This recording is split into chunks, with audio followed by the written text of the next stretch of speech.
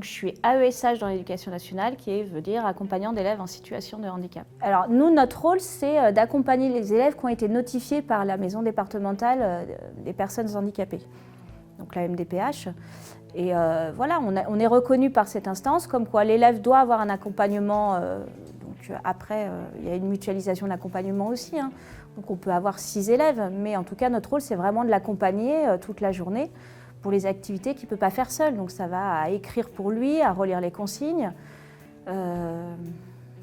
Ça peut être même à l'habiller quand il y a besoin. Enfin voilà, et on intervient de la maternelle au lycée. On s'appelle les invisibles, parce que finalement, on n'a aucune reconnaissance de notre métier, qui d'ailleurs n'est juste une fonction pour l'éducation nationale, mais aujourd'hui, on n'est pas un réel métier.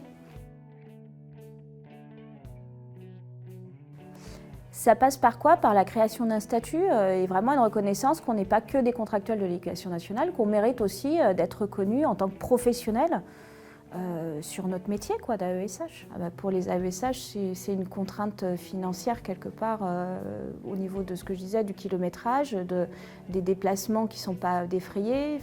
Et puis c'est épuisant quand même. En fait, c'est vrai qu'au tout début, moi, quand j'ai commencé ma carrière, donc il y a 8 ans maintenant, on avait 2 élèves pour 24 heures. Maintenant, c'est 6 élèves pour 24 heures. Donc c'est 4 heures d'accompagnement au lieu de 12.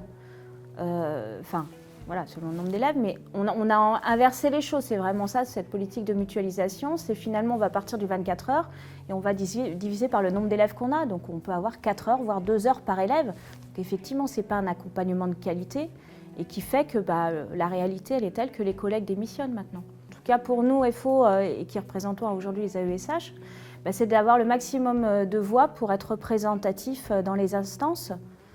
Plus on aura de voix, plus on sera représentatif et plus peut-être on arrivera à faire entrer dans la tête que les AESH ont réellement besoin d'un statut, un réel statut. Et puis qu'on soit représenté. Je suis Virginie Sachs, je ne suis pas enseignante mais AESH. Une des invisibles de la fonction publique, utile, indispensable, mais avec aucune reconnaissance de mon ministère. Je revendique un vrai statut, un vrai salaire, je vote Force ouvrière.